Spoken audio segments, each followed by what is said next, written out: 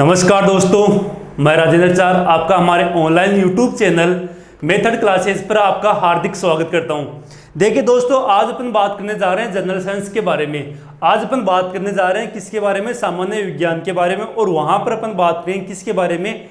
एक जो आपका टॉपिक है जनरल साइंस का अलग टॉपिक है, जैसे अपन बात करते हैं फिजिक्स, केमिस्ट्री, और अपन कहते हैं किसके बारे में? बायोलॉजी के बारे में।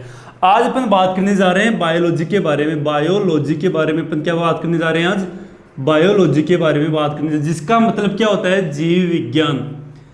देखो दोस्तों, इसका मतलब लॉजी का मतलब क्या हो गया, उसके बारे में अपन अध्ययन करेंगे। बायोलॉजी का मतलब क्या है यहाँ पर, उसके बारे में अपन देखते हैं। लेकिन दोस्तों पहले मैं आपको ये बता दूं, ये टॉपिक कहाँ कहाँ पर आपके काम आएगा। अगर दोस्तों अपन बात करें, जैसे राजस्थान पुलिस हो गया, कोई भी पुलिस की एग्जाम हो गई, चाहे राजस्थान पुलिस हो गया, चाहे दिल्ली पुलिस हो गया, या फिर अपन बोले इसको पटवार हो गया, आपका रेलवे हो गया, जैसे एनटीपीसी वगैरह हो गया इसमें। और अगर अपन बात करें रीट हो गया, मतलब यह जो टॉपिक है आपका जीव विज्ञान का, यह अधिकतर परीक्षा में आता ही आता है। अब दोस्तों अपन बात करते हैं बायोलॉजी के बारे में। हम बात करते हैं किसके बारे में? बायोलॉजी के बारे में। देखो दोस्तों, आपको पता होगा लॉजी का मतलब क्या होता है? लॉजी का मतलब होता है टू स्टडी, मतलब किसी भी चीज का अध्ययन करना। वो अपन किसके अंतर्गत है? लॉजी। जिस भी वर्ड के अंतर्गत या जिसके वर्ड के लास्ट में लॉजी लग जाए, वहां पर अपन क्या देखेंगे? उसका मतलब क्या हो गया? आपका स्टडी हो गया। यहां पर अपन कहते हैं बायोलॉजी, मतलब जीव विज्ञान हो गया। इसको अपन ये कह सकते हैं कि विज्ञान की वह शाखा जिसके अंतर्गत समस्त जीवधारियों का अध्ययन किया जाता है। हम अपन कह रहे हैं विज्ञान की वह शाखा जिसमें समस्त जीवधारियों का अध्ययन किया जाता है। अब देखो दोस्तों, यहां पर अपन बोल रहे हैं जीवधारियों के अध्ययन किया जाता है। किसका? जीवधारियों का। यहां पर अपन बात करें जीवधारियों में कौन कौन शामिल हो गए, तो अपन ये कह सकते हैं कि वे सभी प्राणी जो श्वसन लेते हैं, जो उत्सर्जन करते हैं, इसमें रक्त परिसंचरण होता है। मतलब कि अपन कह सकते हैं इसमें पेड़ पौधे, जीव जंतु, सभी प्रकार के प्राणी क्या होते थे इसमें शामिल हो गए जीव विज्ञान में। मैंने बताया बायोलॉजी मतलब क्या हो गया? जीव विज्ञान। विज्ञान की वह शाखा जिसमें समस्त जीवधारियों का अध्ययन किया। देखो बायोलॉजी के अंतर्गत समस्त जीवधारियों के अपन उनके बारे में अपन रचना, उनकी उत्पत्ति, यहाँ तक कि उनकी मृत्यु के बारे में भी अध्ययन करते हैं। अब दोस्तों अगर अपन बात करें, जो बायोलॉजी वर्ड है ये सबसे पहले किसने दिया? अगर दोस्तों अपन बात करें बायोलॉजी के बारे में, बायोलॉजी की स्टडी, इस बायोलॉजी को साइंस के क्षेत्र में अधिक प्रगति लाने के लिए सबसे महत्वपूर्ण कार्य है वो आपका क्या था? अरस्तु साहब ने। वो आपका कार्य किसने किया था? अरस्तु साहब ने काम किया था, जो आपके महान वैज्ञानिक हुए हैं। अरस्तु ने सबसे पहले बायोलॉजी के बारे में अध्ययन किया था। लेकिन अगर अपन बात करेंगे जो बायोलॉजी वर्ड है, ये बायोलॉजी वर्ड किसने दिया? याद रखना, जो अगर दोस्तों आपको पूछ ले एग्जाम में आ जाए कि बायोलॉजी वर्ड किसने दिया, तो अपन ये कह सकते हैं तो एक वैज्ञानिक था आपका लेमार्क। अगर अपन बात करें लेमार्क, और एक था ट्रेवी रेनस। ये दो दोस्त थे, बैठे उन्होंने क्या किया? कुछ कर नहीं रहे थे तो सोचा कुछ नया करते हैं, तो उन्होंने क्या किया? ये बायोलॉजी नाम दिया।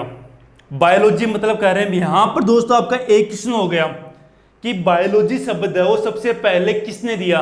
तो आपका आंसर होगा लेमार्क और ट्रेविरेनस।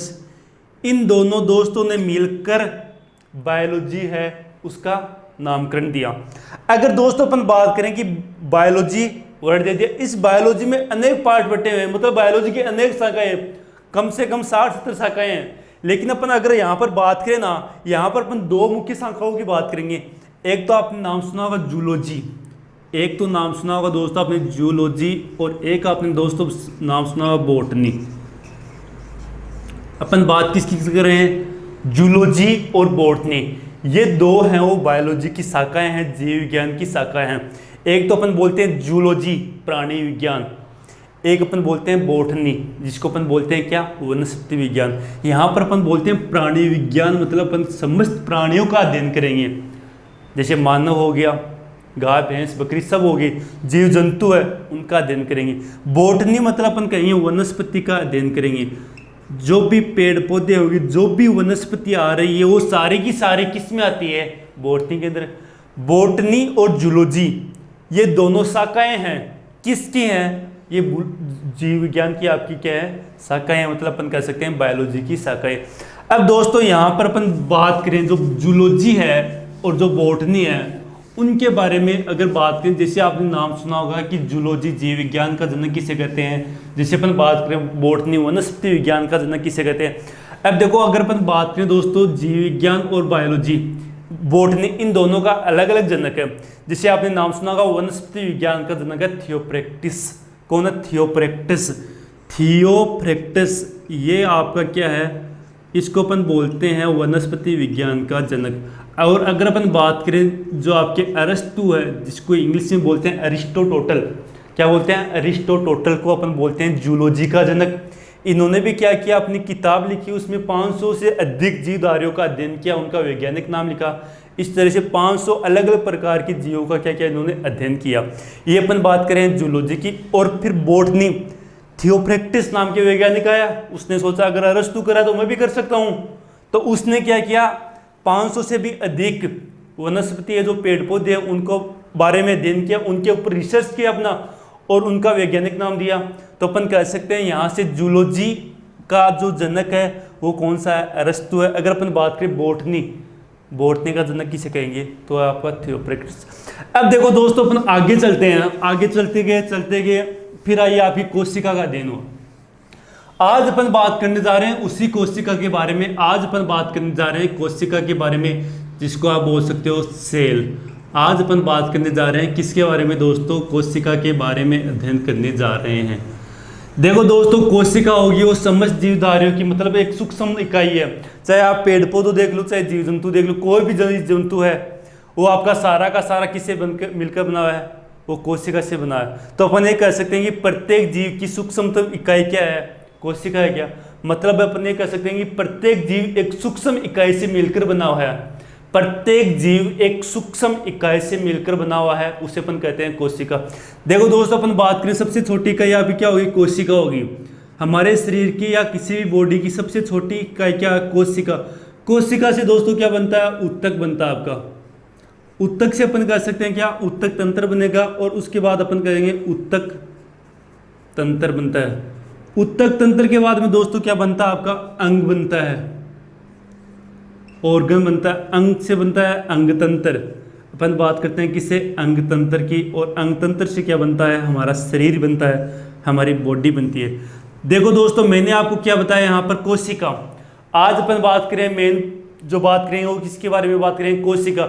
मतलब प्रत्येक जीव की सूक्ष्म इकाई है, प्रत्येक जीव का शरीर सूक्ष्म इकाई से बनकर बना हुआ है, जिसको अपन बोलते हैं कोशिका, जिसको अपन बोलते हैं सेल बोलते हैं। और अगर दोस्तों अपन बात करें, जैसे मैंने बताया कोशिका, कोशिका से क्या बनता है? हमारे शरीर की सबसे छोटी इकाई क्या होगी? कोशिका। जैसे अगर अपन बात करें पदार्थ की सबसे छोटी इकाई क्या आपकी? परमाणु है। क्या उसी तरह से अपन ये कह सकते हैं कि कोशिका, कोशिका से क्या बनता है? ऊतक। ऊतक से क्या बनता है? ऊतक तंत्र। और ऊतक तंत्र से आपको क्या बनेगा? अंग, ऑर्गन बनेगा। ऑर्गन से बनेगा अंग तंत्र, और अंग तंत्र से अपन कहते हैं शरीर बनता है। ये दोस्तों वही बात होगी जैसे अपन कहते हैं, जैसे हमने मकान बनाया कोई, सबसे पहले अपन क्या बनाते हैं? उसकी ईंट बनाते हैं। क्या ईंट? ईंट से बनता है। ईंट के बाद अपन क्या बनते हैं? उसका ढांचा दीवार बनाते हैं। ईंटों से क्या बनती है? आपकी दीवार बनती है। और दीवार से अपन कह सकते हैं क्या बनता है? पूरा एक ढांचा बन जाता है। और ढांचा से क्या बनता है? आपका मकान बन जाता है। और एक मकान से मिलकर पूरी क्या बन जाती है? हवेली बन जाती है। क्या दोस्तों यहाँ पर अपन करें ईंट, जैसे मकान बनाया हमने, कोई भी मकान बना लिया, सबसे छोटी इकाई क्या होगी? इसकी ईंट होगी। क्या ईंट से बनेगा दीवार, और दीवार से आपका क्या बन जाता है? पूरा ढांचा बन जाता है। और ढांचा से अपन क्या बोलते हैं? मकान। और मकान से आगे हवेली बन जाती है, हमारा जो रिसोर्ट है वो बन जाता है। वही बात अपन यहाँ पर कर रहे हैं दोस्तों। कोशिका, कोशिका से क्या बनेगा? आपका ऊतक। ऊतक से आपका क्या बनेगा? ऊतक तंत्र। यहाँ पर अंग, अंग तंत्र। और अपन बात करते हैं शरीर। आज अपन बात करने जा रहे हैं कोशिका की। देखो दोस्तों अगर अपन बात करें कोशिका, जो कोशिका का अध्ययन होता है उसको अपन क्या कहते हैं? कोशिका का अध्ययन होता है उसको अपन बोलते हैं साइटोलॉजी। दोस्तों उसको अपन बोलते हैं साइटोलॉजी। अपन बात करें किसके बारे में? कोशिका का अध्ययन। तो कोशिका के अध्ययन को बोलते हैं साइटोलॉजी। लॉजी लग गया है यहाँ पर, तो लॉजी का मतलब क्या हो गया? अध्ययन हो गया। साइटो मतलब अपन कह सकते हैं कोशिका, तो साइटोलॉजी मतलब क्या हो गया दोस्तों? कोशिका का अध्ययन। वहां पर अपने साइटोलॉजी में क्या करते हैं? कोशिका की रचना और उसकी कार्य की के बारे में अध्ययन करते हैं। कोशिका की रचना और उसकी फिजिशियोलॉजी, जो उसकी कार्य की होगी, जो उसकी संरचना होगी, जो उसकी रचना होगी, किससे बनके बना, उसका अध्ययन अपन किसके अंदर करते हैं? कोशिका के अंदर करते हैं, मतलब साइटोलॉजी के करते हैं। अब दोस्तों अगर अपन बात करें, मैंने बताया पहली बात ध्यान से सुना मैंने, यहाँ पर दो क्वेश्चन आगे पुट होते हैं। पहला क्वेश्चन तो क्या होता है, कोशिका प्रत्येक जीव की सूक्ष्म इकाई क्या होती है आपकी, वो कोशिका होती है क्या। प्रत्येक जीव की सूक्ष्म इकाई से क्या होती है, कोशिका होती है। मतलब उस कोशिका के अंतर्गत, कोशिका के अंदर ही उस सारी की सारी जैव रासायनिक क्रिया होती है। अगर दोस्तों अपन आगे बात करें, मैंने दूसरी बात बताई, कोशिका के अध्ययन को अपन बोलते हैं साइटोलॉजी। अब देखो दोस्तों, अपन बात करने जा रहे हैं कोशिका के हिस्ट्री के बारे में, कोशिका का इतिहास क्या रहा है, कि कोशिका की खोज कैसे हुई। कोशिका की खोज के अंतर्गत अपन पढ़ेंगे, जैसे केंद्र की खोज कहाँ होगी, उसके अलग अलग कोशिकांग है, उनके बारे में अपन बात करेंगे। पहले अपन देखते हैं थोड़ा सा कोशिका के हिस्ट्री के बारे में, कोशिका का जो इतिहास है वो इतिहास क्या कहता है। देखो दोस्तों, अगर अपन बात करें, जो कोशिका है, जो आपकी कोशिका है, सबसे पहले जीवित कोशिका की खोज नहीं हुई थी, सबसे पहले हुई थी आपकी मृत कोशिका की। सबसे पहले मृत कोशिका की, उसके बाद में अपन बात करेंगे जीवित कोशिका की बात करेंगे। फिर अपन बात करेंगे जैसे केंद्रक, जो कोशिका का आपके पार्ट है उनके अलग अलग खोज हुई। ये नहीं कोशिका की एक पार्ट होगी, सबकी साथ में खोज होगी। पहले अपन बात करते हैं कोशिका के इतिहास की। तो सबसे पहले आपने नाम सुना होगा रॉबर्ट हुक। रॉबर्ट हुक नामक के वैज्ञानिक ने कोशिका की खोज की थी। कब की थी, 1665 ईस्वी में की थी। देखो दोस्तों, यहाँ पर आपको डेट है, ये डेट रखने की, याद रखने की कोई जरूरत नहीं है। आज तक कोई भी एग्जाम देख लो, चाहे गरीब से गरीब एग्जाम देख लो, उसमें कहीं पर भी जो कोशिका की खोज है, या अपन कह सकते हैं कि साइंस में कोई भी सन से रिलेटेड प्रश्न नहीं आया है। प्रश्न रिलेटेड इस तरह से आ सकता है, जैसे बात करते हैं कोशिका की खोज किसने की थी, तो अपन कह सकते हैं कोशिका की खोज है वो किसने की थी, रॉबर्ट हुक ने। रॉबर्ट हुक ने क्या किया कि मर्द कोशिका, मर्द कोशिका है, डेड कोशिका है, डेड सेल है, उसकी खोज की थी। किसने की थी कोशिका की खोज, रॉबर्ट हुक ने, मर्द कोशिका। अब देखो दोस्तों, ये कोशिका की खोज कहाँ पर की थी, तो उन्होंने देखा कि जो पेड़ है उसकी कोर्क, मतलब छाल में की थी।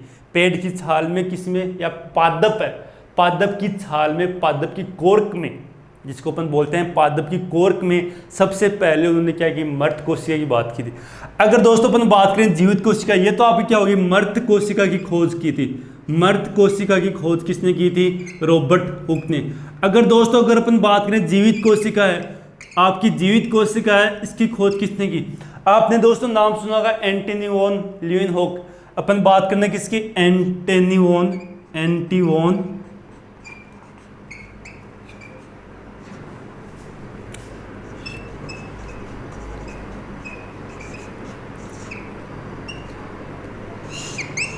वॉन ल्यूवेनहॉक ने सबसे पहले जीवित कोशिका की खोज की थी, वो की थी 1674 में। 1674 में जीवित कोशिका की खोज किसने की थी, एंटनी वॉन ल्यूवेनहॉक ने। कब की थी, 1674 में की थी। ये दोस्तों ने क्या किया, तालाब के अंतर्गत, एक तालाब के अंतर्गत अपन ये कह सकते हैं पानी के अंदर, इन्होंने क्या की, जीवित कोशिका की खोज की। किसने की, एंटनी वॉन ल्यूवेनहॉक ने की। अगर दोस्तों अगर अपन बात करें, जो कोशिका सिद्धांत दिया था आपका, कोशिका सिद्धांत किसने दिया था, आपने नाम सुना होगा स्लाइडर और सवान ने। कोशिका सिद्धांत दिया था स्लाइडर और सवान ने। अपन बात करते हैं किसकी बात करते हैं, स्लाइडर और सवान, इन दोनों ने मिलकर क्या दिया था आपका, कोशिका सिद्धांत दिया था। स्लाइडर और सवान ने, जिसे बात करते हैं 1838 से 1839, इन दोनों ने मिलकर क्या दिया, कोशिका सिद्धांत दिया। हम बात करने जा रहे हैं किसकी, कोशिका के बारे में। दोस्तों यहाँ पर जो आपका मेन क्वेश्चन है वो क्या रहेगा, पहला क्वेश्चन मैंने आपको बताया, कोशिका का अध्ययन आपका क्या कहलाता है, साइटोलॉजी कहलाता है। कोशिका का अध्ययन को अपन कहते हैं साइटोलॉजी। फिर मैंने आपको बताया थी मर्द कोशिका, मर्द कोशिका की खोज आपके किसने की थी, रॉबर्ट हुक ने की थी। किसने की थी, रॉबर्ट हुक ने की थी। एक दोस्तों आएगा रॉबर्ट ब्राउन, ये क्या है, रॉबर्ट हुक, और एक आएगा दोस्तों रॉबर्ट ब्राउन। ब्राउन ने क्या किया था दोस्तों, कोशिका के अंदर जो केंद्रक आता है, जो न्यूक्लियस आता है, उसकी खोज किसने, रॉबर्ट ब्राउन ने। यहाँ पर अपन बात करें मर्द सेल की, तो किसने की थी, रॉबर्ट हुक ने। अगर दोस्तों अपन बात करें जीवित कोशिका की, तो जीवित कोशिका की खोज की थी आपकी एंटनी वॉन ल्यूवेनहॉक ने। कब की थी, 1674 में। अगर दोस्तों अपन बात करें कोशिका सिद्धांत, कोशिका सिद्धांत है, वो कोशिका सिद्धांत आपके किसने दिया था, स्लाइडर व सवान ने। स्लाइडर व सवान ने सबसे पहले क्या दिया था, कोशिका सिद्धांत दिया था। कोशिका सिद्धांत दे दिया तो इन्होंने क्या कहा, इन्होंने ये कहा कि प्रत्येक जीव की इकाई या प्रत्येक जीव एक या अनेक कोशिकाओं से मिलकर बना हुआ है। इन्होंने स्लाइडर और स्वान नामक दो वैज्ञानिकों ने क्या कहा कि प्रत्येक जीव एक या अनेक कोशिकाओं से मिलकर बना हुआ है। दूसरी बात इन्होंने ये कहा कि जो कोशिका के अंदर प्रत्येक जीव की जैव रासायनिक क्रिया क्या होती है, संपन्न होती है। ये अपन बात किसकी करें, स्लाइडर और स्वान की बात करें। आगे दोस्तों आपका आया एक कोशिका सिद्धांत का रूपांतरण दिया। कोशिका सिद्धांत का रूपांतरण दिया वो दोस्तों बहुत महत्वपूर्ण रहता है। वो आपके दिया था विर्त्सो महोदय ने। किसने दिया था, रुडोल्फ। कोशिका सिद्धांत का रूपांतरण क्या था, वो आपका दोस्तों क्या था, रुडोल्फ विर्त्सो।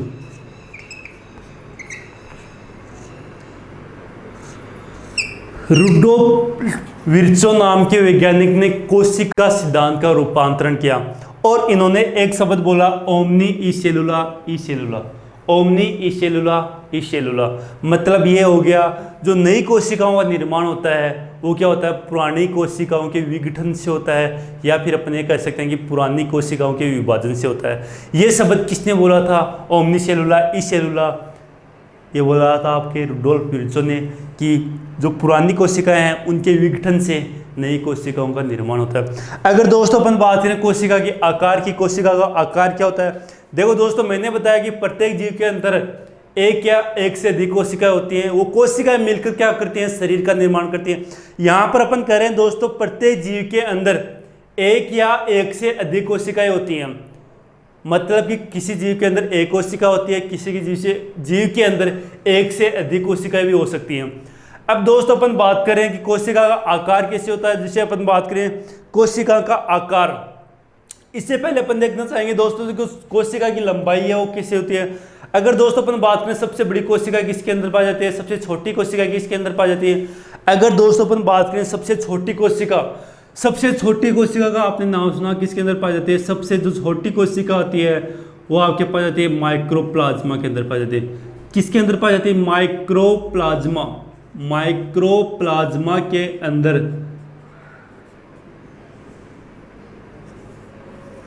सबसे छोटी कोशिका पाई जाती है, जिसका आकार होता है 0.02 माइक्रोन से 0.5 माइक्रोन तक। कितना होता है दोस्तों, 0.2 माइक्रोन से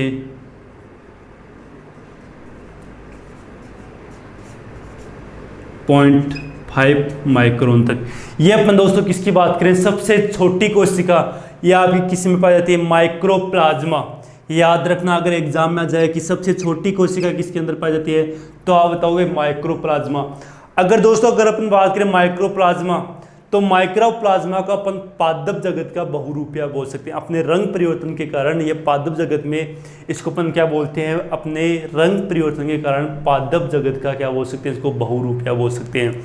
अगर दोस्तों अगर अपन बात करें इसी माइक्रोप्लाज्मा, यह पादप जगत का एकमात्र ऐसा जीव है, यह एकमात्र ऐसा पादप है जिसमें, या अपन कह सकते हैं कि धरती का एकमात्र ऐसा पादप है जिसमें शौच नहीं पाया जाता है। किसके अंदर, माइक्रोप्लाज्मा। दो बात होता है, इसको अपन बहुरूपिया बोलते हैं और इसके अंदर शौच नहीं पाया जाता है। अगर दोस्तों अपन बात करें सबसे बड़ी कोशिका की बात करें, तो सबसे बड़ी कोशिका आपने नाम सुना होगा शुतुरमुर्ग का अंडा। शुतुरमुर्ग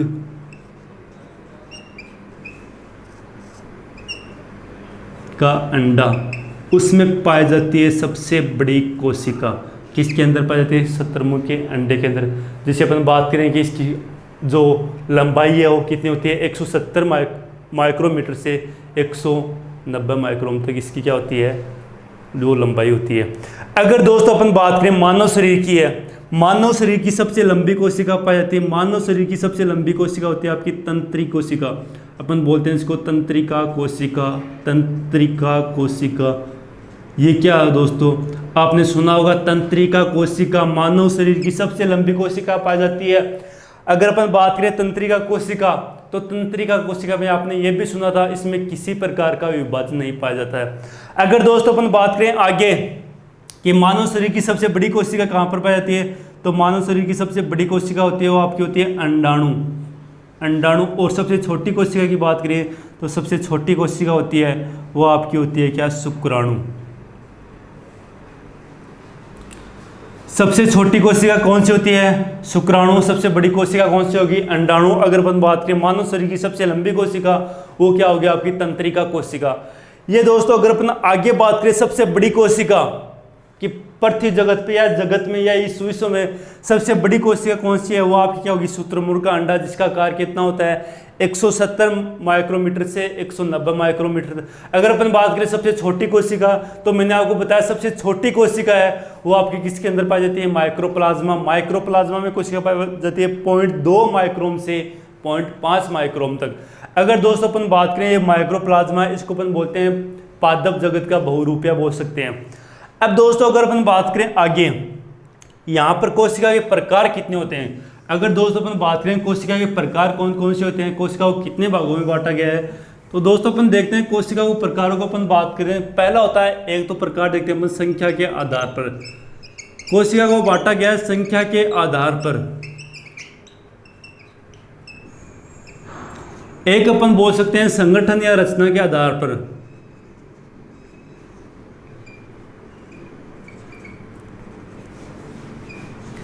एक अपन बोलते हैं इसके आकृति के आधार पर।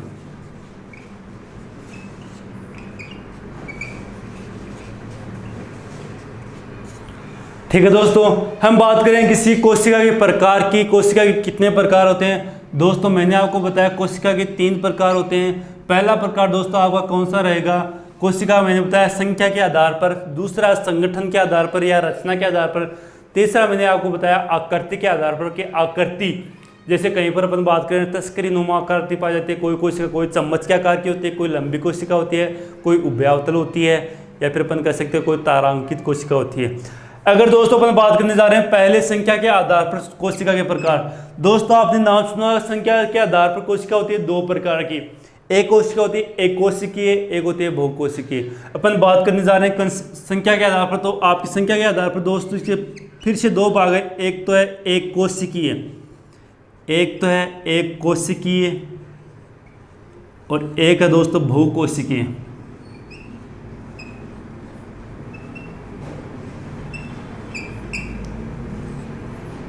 ये दोस्तों किसके आधार पर, अगर संगठन के आधार पर बात करें तो संगठन के आधार पर आपने सुना होगा एक तो आती है कि प्रोकैरियोटिक,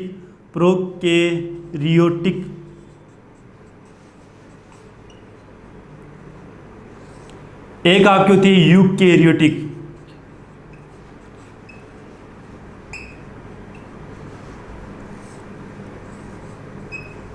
ठीक है क्या दोस्तों, हम बात करें, देखिए मित्रों मैंने बताया आपको कोशिका के प्रकार। कोशिका के प्रकार कितने होते हैं, एक तो आपकी होती है संख्या के आधार पर, एक आपकी होती है संगठन के आधार पर, एक होती है आपकी आकृति के आधार पर। अब यहाँ पर अपन आकृति की बात करेंगे, आकृति के आधार पर कोशिका कौन कौन सी होती है, जिसे आपकी होती है आकृति के आधार पर। एक तो होती है आपकी चम्मच प्रकार की कोशिका, चम्मच प्रकार की आकार की। एक अपन कह सकते हैं तस्करी या उभयावतल कोशिका। एक अपन कह सकते हैं ताराकृत कोशिका। एक अपन कह सकते हैं गोलाकार कोशिका। कि गोलाकार कोशिका किस में पाई जाती है, लंबी कोशिका किस में पाई जाती है, वो अपन बात करेंगे किसके आधार पर, आकृति। देखिए दोस्तों एक कोशिकीय, मैंने कहा कि एक कोशिकीय वे जीव जिन्होंने में एक कोशिका पाई जाती है उनको अपन कहते हैं एक कोशिकीय। बहुकोशिकीय मतलब जिसके अंदर एक से अधिक कोशिका पाई जाती है। अगर अपन बात करें प्रोकैरियोटिक और यूकैरियोटिक, ये दोनों किसके प्रकार है, संगठन के आधार पर।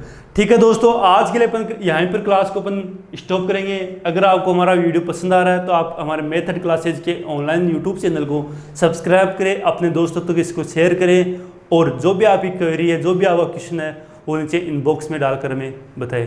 जय हिंद, जय भारत।